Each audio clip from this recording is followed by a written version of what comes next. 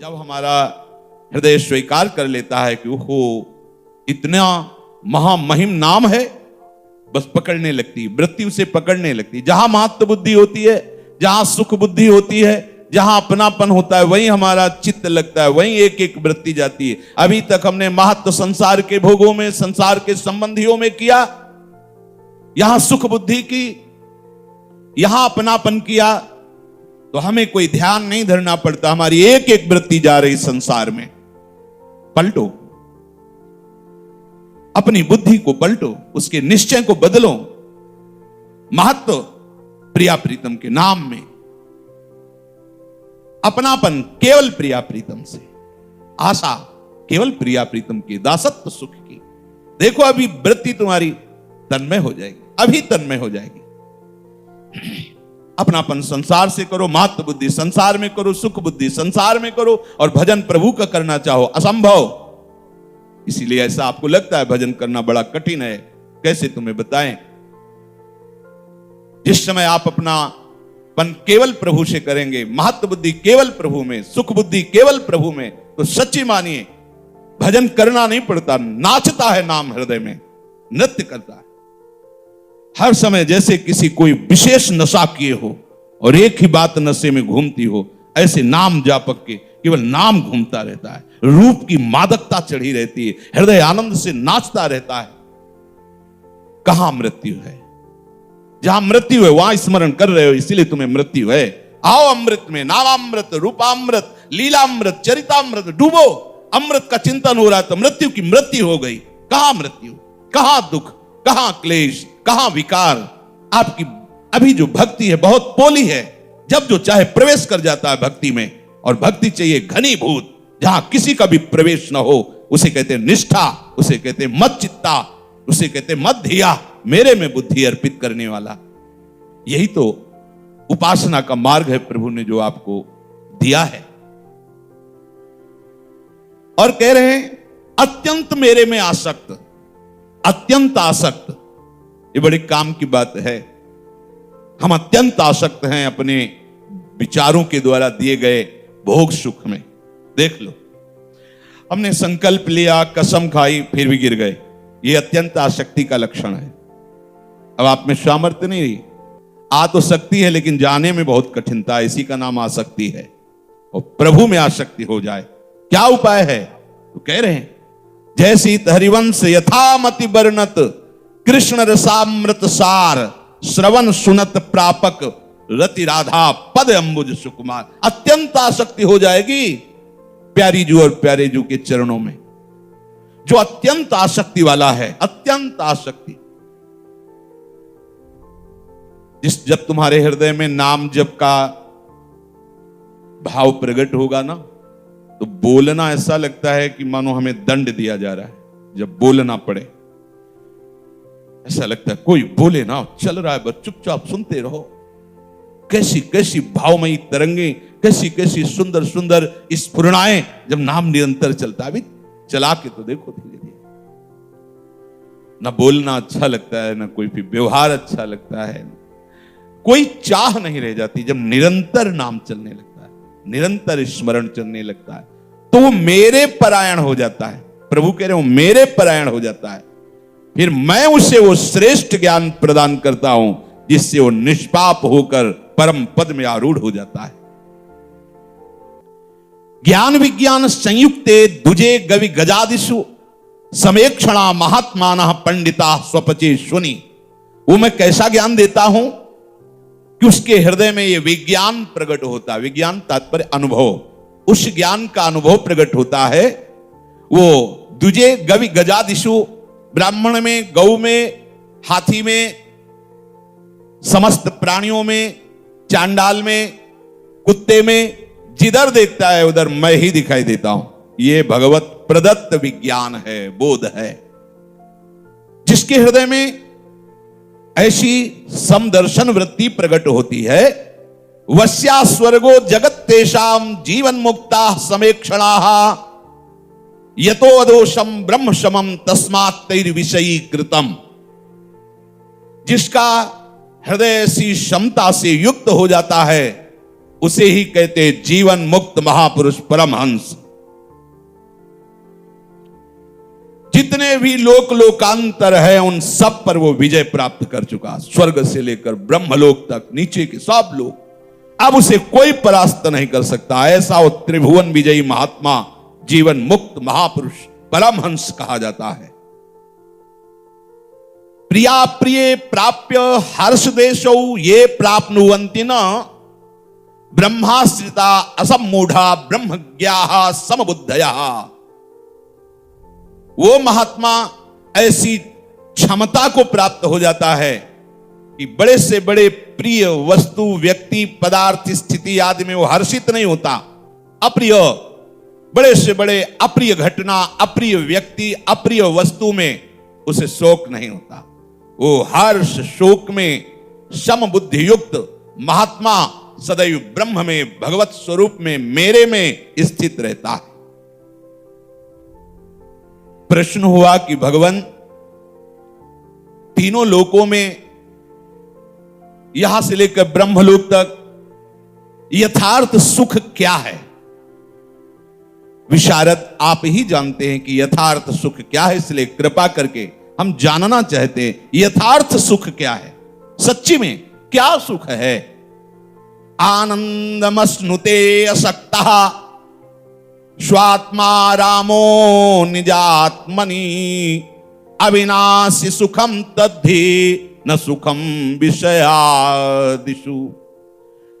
जो केवल मेरे में ही रमण करता है, जय हो,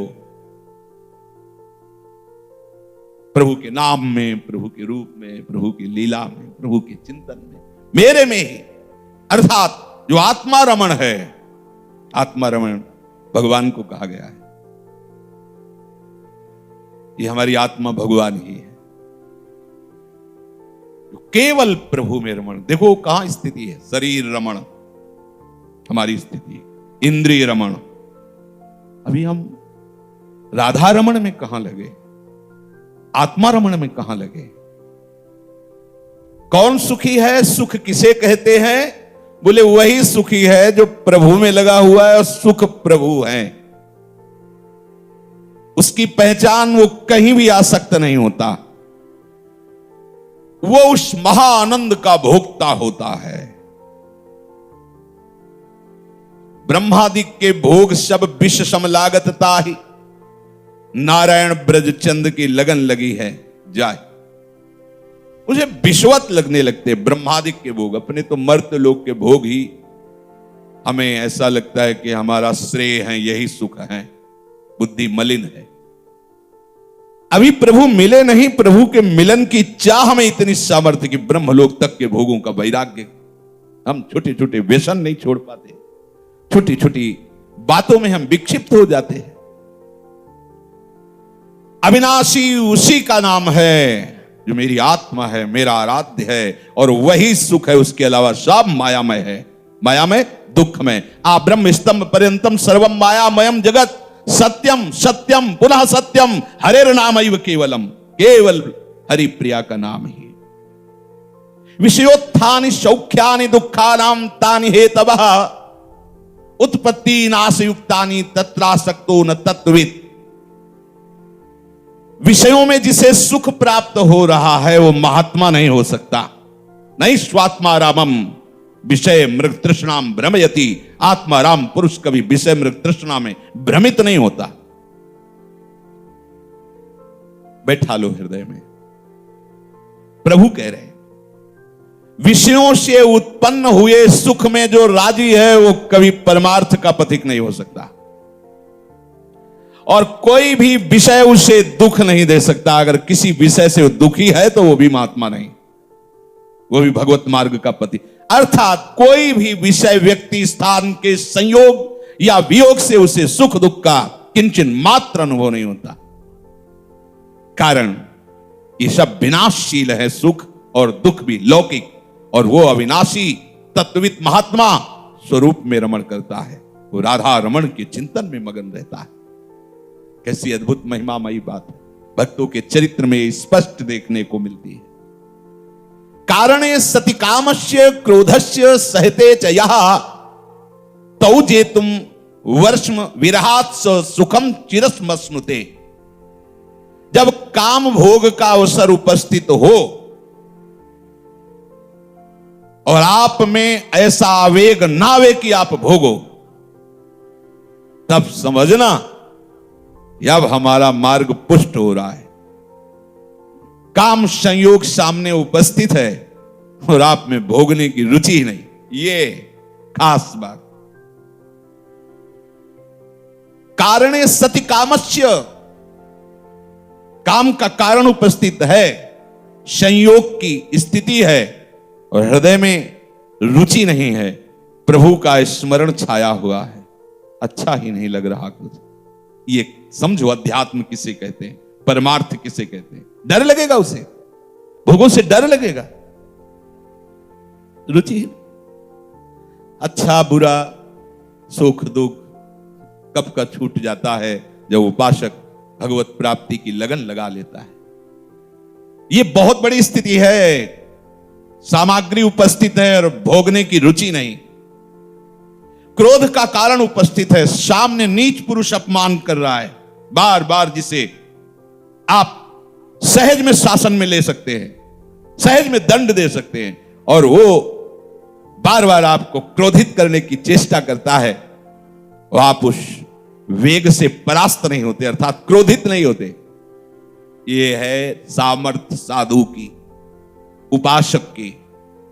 उपास्य तत्व में चित्त लगाने से यह सामर्थ्य आती है, बात बनाने से नहीं, भेष धरने से नहीं।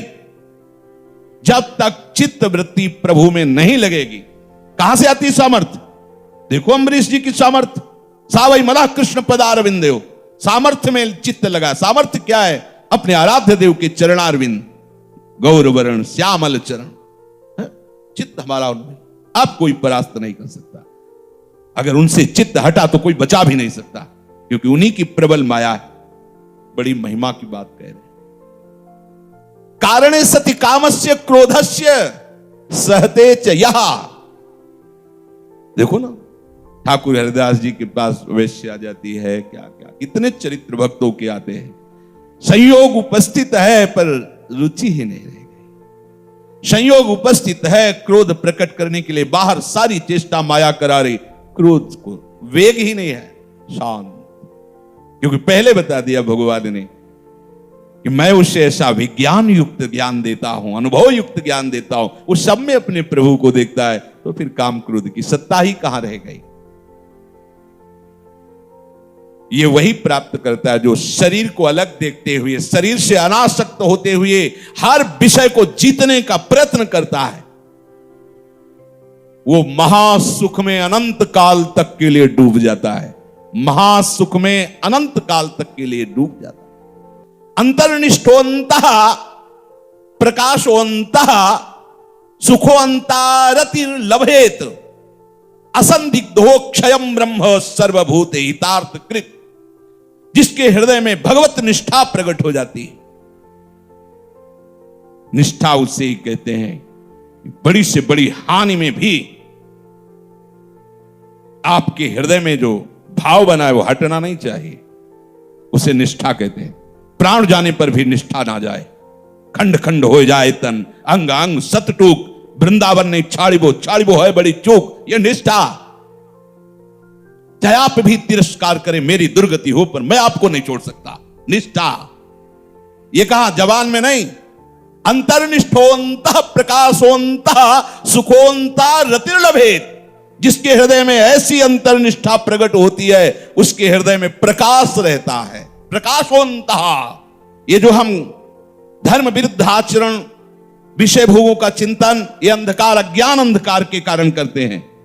जब तक ये गुरु निष्ठा, नाम निष्ठा, धाम निष्ठा, इष्ट निष्ठा, इनमें से कोई एक जागृत हो जाए तो सब निष्ठा परिपक्व हो जाएगी। ये निष्ठा जागृत नहीं होती तब तक ये अज्ञान अंधकार हमारे द्वारा ऐसे आचरण कराता रहेगा। और जहां ये हृदय में निष्ठा ही, अंतर्निष्ठोन्तः प्रकाशोन्तः, अंतर्निष्ठा आते ही हृदय प्रकाशित हो जाता है। उसी प्रकाश में वो देखता है सब व्यर्थ, सब झूठा, उस प्रकाश में देखता है। वहीं सुखोन्ता रतिर्लभेत, वही वो आत्यंतिक सुख प्राप्त होता है हृदय की निष्ठा से।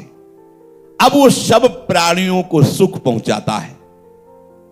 सुख देवे को चावचित, सब सोहित निष्काम, या सुधर्म हरिवंश को नाम गिरा विश्राम। नाम वाणी का चिंतन करते हुए जो भी सामने आता है, चाहे वो जैसा भी जीव, वो बहुत प्यार भरा उसका व्यवहार, सबको सुख मिले। सुख देवे को चाव। परेशानी, झगड़ा, अधर्म वही होता जहां सुख लेवे को चाव, और जहां सुख देवे को वही शांति, वही आनंद, वही परमानंद। वो निश्चय अक्षय भगवत सुख को प्राप्त होता है जो ऐसा उपासक होता है। जेतारः षड्पूर्णा ये शमिनो दमिनस तथा तेषाम समन्ततो ब्रह्म स्वात्म ज्ञानम विभात्य हो।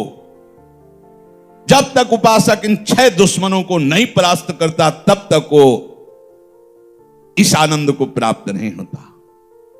काम, क्रोध, लोभ, मोह, मद, मत्सर, षड विकार जित अनघ अकामा। ऐसा काम, क्रोध, मद, मान न मोहा, लोभ न क्षोभ, राग नहीं द्रोहा, जिनके कपट दंभ नहीं माया, तिनके हृदय बसौ रघुराया। मेरी सो भैया कृष्ण गुण संचु, कुत्सित वाद विकार ही परधन, सुन सिख मंद परति वंच। महाप्रभु, कोई भी महापुरुष जब तक जेतारः षड्पूर्णाम ये शमिनो दमिनस तथा, इंद्रियों का दमन करके, मन का समन करके जो इन 6 विकारों पर विजय प्राप्त नहीं कर लेता, वो सर्वत्र ब्रह्म दर्शन, भगवत दर्शन या आत्यंतिक सुख को प्राप्त नहीं होता। इनको परास्त करने के लिए पहले स्वीकार करना होगा, जहां इनका आक्रमण होता है वो मैं नहीं हूं, ये शरीर अंतःकरण। तो आप इन पर शासन, मेरे में काम, मेरे में क्रोध, मेरे, वो देख के मेरे से जलता है। तुम क्यों जलते हो? तुम्हें कैसे पता है वो जलता है? बोले कड़ुआ बोलता है, क्यों सुनते हो? ये तुम्हारी चेष्टा है, व्यर्थ की चेष्टा है, परमार्थ विरुद्ध चेष्टा है, इसीलिए तुम जल रहे हो। नहीं तो तुम परमानंद में, पूरे प्रलयाग्नि में भी तुम परम शीतल और महाआनंद में रहोगे। क्या करे? आसनेषु समासीनस् त्यक्त्वेमान विषयान् बहे, संस्तभ्य भ्रकुटी मास्ते प्राणायाम परायण। एकांत में बैठ करके जितनी श्वास ऊपर जा रही, खूब नाम जप करो, लंबी श्वास, राधा राधा राधा राधा राधा राधा राधा राधा। यही देखो राधा नाम, यही देखो श्यामा श्याम के चरण अरविंद। यहां से धीरे फिर यहां प्रकाशित हो जाएंगे भ्रकुटी मध्य। उपासक की नेत्र दृष्टि अगर खुली है तो अंतर में होनी चाहिए, यहां बाहर खुले होने पर भी दृश्य नहीं, अंतर में। और बंद है तब तो फिर पर्दा लगा हुआ है। फिर कई बार कहते हैं कि हमारे उपासना में मंत्र नाम जाप आदि के लिए कोई माला संख्या आदि की गणना नहीं बताई गई। यहां यही कहा जाता है, एक क्षण भी आपका नाम से विमुख न जाए, चाहे माला ले लो या बिना माला के, जैसे चल रहा है, चला रहे, सुन रहे, उसे ही देख रहे हैं, बार बार लिख रहे हैं। समझो इस बात को, शास्त्र सम्मत बातें हैं। जिसका प्राण जितना स्थूल होता है उतना ही वो भोगी और अज्ञानी होता है। अवतारी पुरुष हो तो नहीं कह सकते। जितना प्राण स्थूल होगा उतने ही वो भोगी होगा, उतने ही वो विकारी, उतने ही वो व्यर्थ चिंतन करने वाला होगा। प्राणों को सूक्ष्म करने के लिए अल्पाहार, शरीर में ज्यादा चिलकन ना होने पावे इतना भोजन पाओ। शांत जब बैठे, कोशिश, अगर बीमार हो तो बात अलग है, नहीं कोशिश करो जमीन में बैठो, कोशिश करो मेरुदंड सीख। आप साधक हो, आप उपासक हो, आराम आराम से श्वास, आराम आराम से भर भर, वैसे भर भर श्वास। ये स्थूल जो ये भोगी पुरुष का लक्ष्य, उसने नष्ट कर दिया अपने जीवन को। आप भगवत मार्ग के पथिक हैं। प्राणों का संयमन, मन की एकाग्रता, ब्रह्मचर्य की परिपक्वता, शरीर राग का त्याग, स्वयं वैराग्य हो जाएगा। स्वयं भगवत मार्ग में आप अग्रसर होने लगेंगे।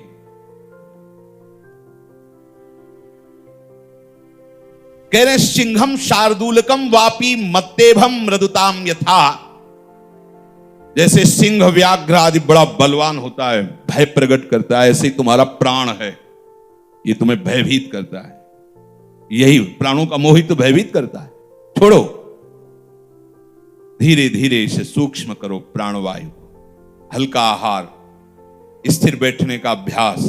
जब कष्ट हो बैठने में तो उसी समय चलाओ। जब कोई शस्त्र मुझे नहीं छेद सकता तो शरीर का कष्ट मुझे कैसे प्राप्त हो, ये तो भ्रम है। अरे ऐसे बीमार हो तो बात अलग है। कोशिश करो 4-4 घंटे बिना किसी तरह हिले। ऐसे अभी हितधाम तक चलती रही दिनचर्या गुरु कृपा से। कोई पंखा नहीं, कोई पसीना से लथपथ, एकदम शीतल शरीर, शांत, हिलना नहीं, बिल्कुल हिलना नहीं। ब्रह्मचर्य है तो किस लिए है? आप उपासक हो तो किस बात को? थोड़ी थोड़ी देर में ये खुजलाहट, ये थोड़ा त्वगेंद्री का विषय हो, खुजलाना हो, ये सब शांत, नाम में डूबो, चित्त लग। देखा है, गुरुजनों को देखा है, 10 वर्ष सेवा में रहे, रात के 1 बजे बैठे, सुबह 5 बजे लेट गए, आधा 1 घंटा के बाद छड़ी उठाई, यमुना जी चली। रात दिन 4 बजे से मंजीरा बजना शुरू हुआ, 12 बजे रात तक वो बजे। बल्लवी सुकनक बल्लरी तमाल श्याम सम, तमाल श्याम सम। दर्शन करने गए, भिक्षा मांगी, पाई लौट, तमाल श्याम सम। ये लगातार वृत्ति प्रभु में एकदम तन्मय। अरे आप जिस मार्ग के लिए अपना जीवन समर्पित करो उसको समझो। हमारा हृदय निरंतर अपने प्रभु के चिंतन में तभी लग सकता है जब ये बात समझे कि हमारा स्वरूप ऐसा है, कोई भी कष्ट हमें छू नहीं सकता, हम बिल्कुल सुरक्षित हैं। कोई अस्त्र शस्त्र, अग्नि, वायु, सांप, मंत्र आदि किसी से भी कोई हमें त्रास नहीं दे सकता। अब चलो ये कवच पहन लो और चलो परमार्थ पर। देखो तुम्हें कौन गिराता है, काम की, क्रोध की, लो जरा जरा सी बातों रो पड़े, ऐसा। भगवत दैन्यता ठीक है, लेकिन भगवत मार्ग में विषय दैन्यता ठीक नहीं। अमुक हमें परेशानी, अमुक सताता है, अमुक विकार आता है, ऐसा नहीं। जब तक आप अपने परमार्थ में ऐसी निष्ठा नहीं धारण करेंगे तब तक बनेगा नहीं। इसलिए जो सुने उसका मनन करें, उसे हृदय में धारण करें, शेष चर्चा आगे। राधा वल्लभ लाल।